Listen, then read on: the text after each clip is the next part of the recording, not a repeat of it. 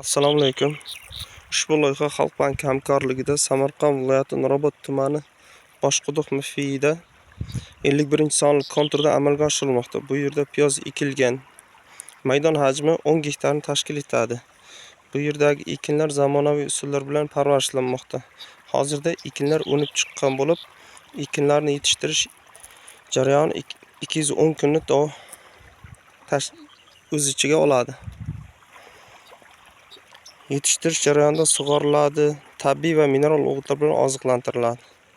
Ushbu loyihaga 20 ta dehqon xo'jaligi biriktirilgan bo'lib, har bir dehqon xo'jaligiga 50 sotixdan yer maydoni to'g'ri keladi. Loyihani samarali amalga oshirish maqsadida Ravshanbek Ahrorov xizmati MChJ biriktirilgan.